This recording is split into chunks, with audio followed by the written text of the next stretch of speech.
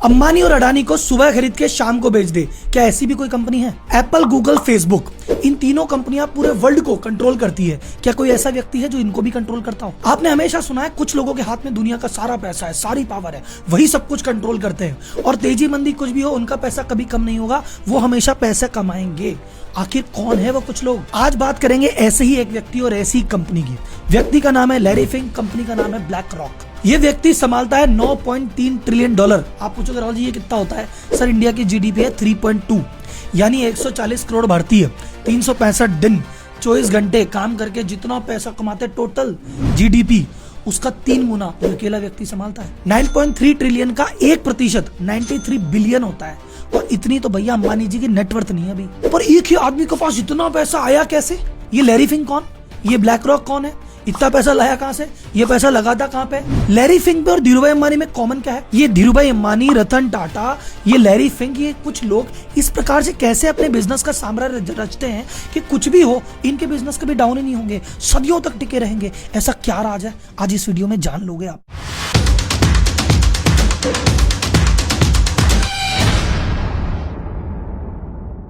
अब पहला सवाल, ये साला है कौन लैरी फिंक? हमने नाम ही नहीं सुना इसका। भाई साहब जितना बड़ा काम लैरी भाई ने किया है ना, उसको करने के लिए जो जिगरा चाहिए, या तो दिल टूट के आता है, ईगो हट होके आता है।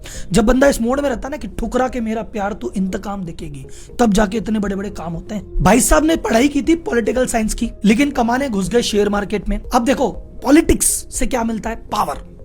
और स्टॉक मार्केट से क्या मिलता है? पैसा। और जो बंदे को इन दोनों की समझ है वो बड़े बड़े गेम खेलेगा।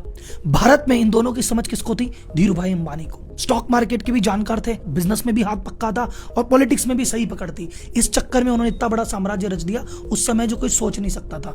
टाटा बिरला के नाम हुआ करते थे, उनको पार करके अंबानी जी पैदा हुए और ऐसा ही कुछ किया लैरी फिंक ने और इतना बड़ा नाम बनाया। आखिर किया क्या, आगे डिस्कस करेंगे। तो इन्होंने जब 23 वर्ष की उम्र में काम चालू किया तो बॉस्टन करके कंपनी में चालू किया। उन्होंने एक चीज इन्वेंट की, डेट सिंडिकेशन। इन्होंने कहा जो छोटे मोटे लोन बांटते हो ना, इसको एक काम करो, इसका बंडल बना लो और टुकड़े करके अलग अलग चीजों में बांट दो।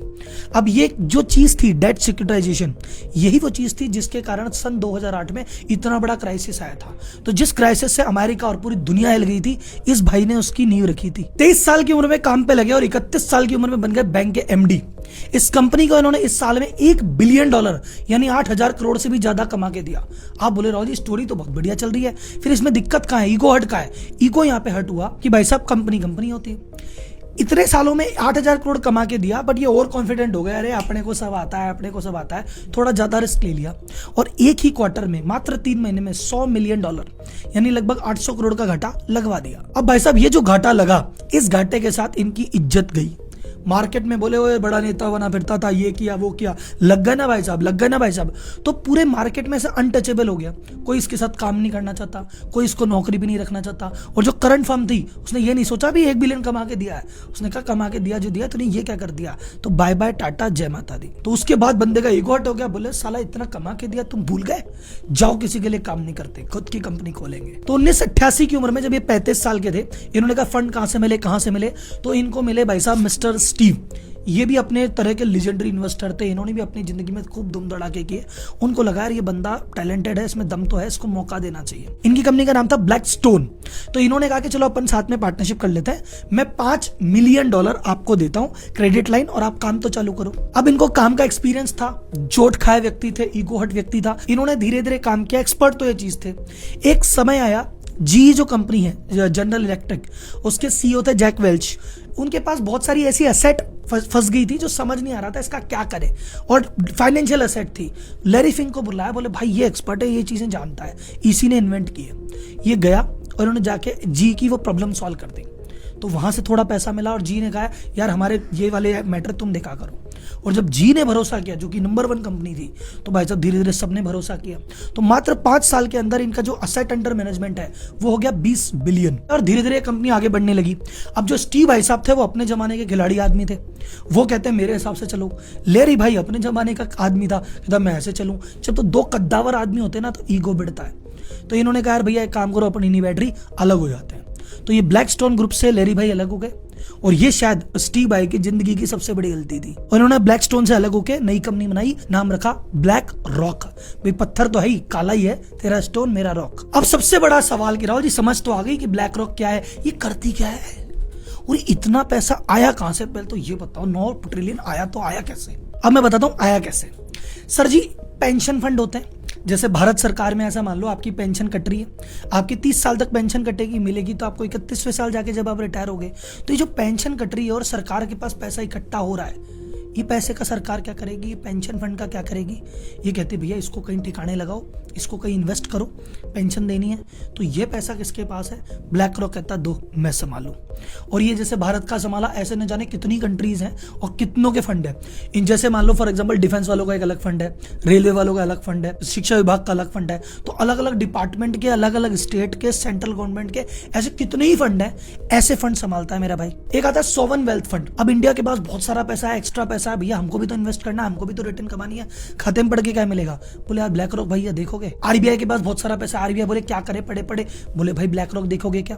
तो ऐसे बड़ी बड़ी देश, बड़ी बड़ी कंपनियों के बैंक, बड़े बड़े पेंशन फंड ये लगाते हैं ब्लैक रॉक में पैसा। फॉर्च्यून 500 कंपनीज, बड़े बड़े इंडिविजुअल्स को, वॉरेन बफेट कह रहा मैं 90 बिलियन का आदमी हूं, ये 10-20 बिलियन इसको दे देते हैं, जिनको हम पैसा दे रहे हैं वो इसको पैसा दे रहे हैं। अब 9 ट्रिलियन कितना होता है कि वर्ल्ड के 300 बड़े पेंशन फंड का टोटल करो तो 6 ट्रिलियन होता है, और ये अकेला 9 ट्रिलियन है। इस फंड मैनेजमेंट करने वाली टॉप 3 फर्में हैं। एक है आपकी ब्लैक रॉक जिसकी हम बात कर रहे हैं, सेकंड आता है वैनगार्ड, तीसरा आता है स्टेट स्ट्रीट कैपिटल।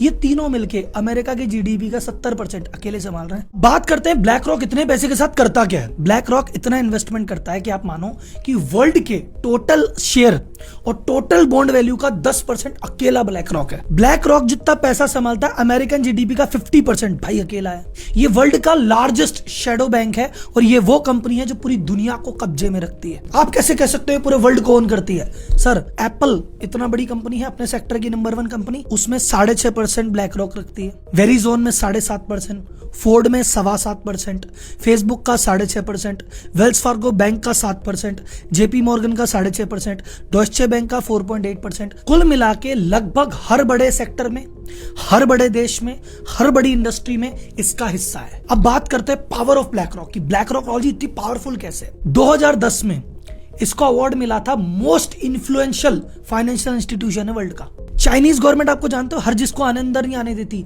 ये पहली ऐसी कंपनी है जिसको चाइनीज गवर्नमेंट ने अलाउ किया, चलो भाई साहब तुम तो आ जाओ इन्वेस्ट कर दो। जितनी भी मेजर इंडस्ट्री है, energy, oil, gas, transport, clear energy, इन सब में इनके शेयर हैं।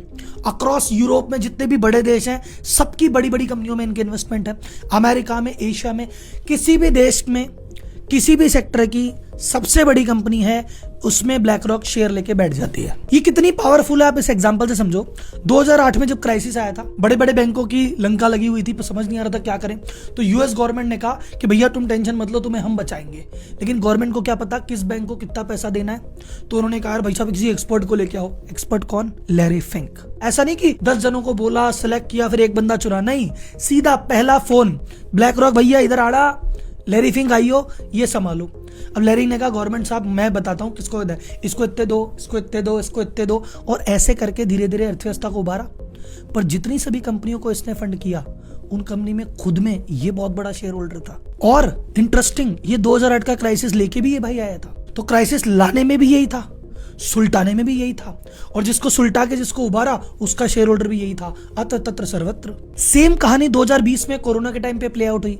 कोरोना के टाइम पे ऐसा था, बॉन्ड मार्केट हिल गया था कि भाई साहब इधर तो है ही नहीं, तो बड़ी बड़ी कंपनियों को लगा भैया अब तो लिक्विडिटी आ जाएगी। फिर गवर्नमेंट बचाने आ गई कि अरे हम बैठे, हम टेंशन मत लो। पर गवर्नमेंट बोले किसमें क्या करें, बोले लैरी भैया आप आओ।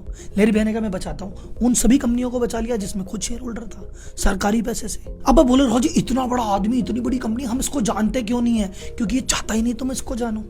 देखो एक इंटरेस्टिंग चीज बताता हूं, नए नए पैसे और पुराने पैसे में फर्क क्या है। नए पैसा वाला आदमी पैसे खर्च करता है कि दुनिया मुझे जाने, पुराना पैसे वाला आदमी पैसे खर्च करता है कि दुनिया मेरा नाम नहीं आना चाहिए। अब एक लास्ट सवाल जाते जाते, आपने कहा था राहुल जी ये अंबानी टाटा सीन समझाओ। देखो मैंने एक वीडियो बनाई हुई है मेरे चैनल पे, टाटा एम्पायर। मैंने आपको बताया कि टाटा ग्रुप ने हर इंपॉर्टेंट सेक्टर में अपनी कंपनी खड़ी कर दी। पर्पस ये है कि ये बड़ी बड़ी कंपनियां क्या करती है, हर सेक्टर में ब्रांड बना लेती है, हर सेक्टर में काम कर लेती है। तो जैसे मोटा भाई बोलते हैं कि तुम आज की रेट में कुछ भी लेने जाओ तुम किराने का सामान लेने जाओगे तो मेरी कंपनी है, तुम दवाई लेने जाओगे तो मेरी कंपनी है, तुम कपड़ा लो, जूता लो, फर्नीचर लो, तुम खिलौने लो, तुम कैंपा कोला पियो, तुमको जो करना है करो, हर जगह मेरी कंपनी है, मैं तो कमाऊंगा। सेम चीज टाटा करता है कि भाई चाय भी दूंगा, नमक भी दूंगा, प्लेन भी उड़ाऊंगा, सॉफ्टवेयर भी बेचूंगा, स्टील भी बेचूंगा, सब काम करूंगा।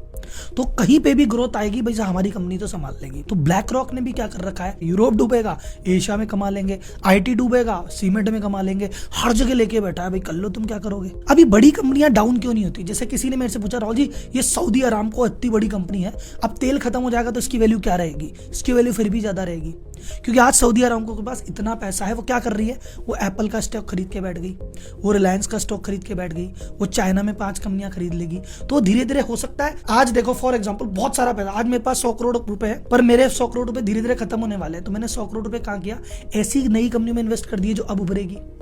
जब वो उभर जाएगी और वोट जाने होगी तो मैं उनका स्टेक नहीं में कर दूंगा। तो ये जो कारवां है ना, ये हमेशा चलता रहता है। तो इसलिए पैसे वाले हमेशा पैसे वाले रहते हैं, और गेम हमेशा पैसे और पावर का ही है। तो अगर आपका पैसे पे कंट्रोल है तो भी आप हीरो, और अगर आपका पावर पे कंट्रोल है तो भी आप हीरो, और दोनों पे कंट्रोल है आप हो सुपर हीरो। तो आज की वीडियो में बस इतना ही। ब्लैक रॉक पे मैंने रिसर्च की, बहुत सारी वीडियो मिली, लैरी फेंग पे बहुत सारी वीडियो मिली, पर अगर आपको लगा कि सारी वीडियो में ये अलग निकल के आई, इसने जो समझाया, तो लाइक करके एक बार मुझे प्यार से कमेंट बॉक्स में बता देना कि भाई ये वीडियो आपकी बढ़िया थी। ठीक है, इसी इंस्पिरेशन, इसी मोटिवेशन के साथ अगली वीडियो फिर लाते रहेंगे।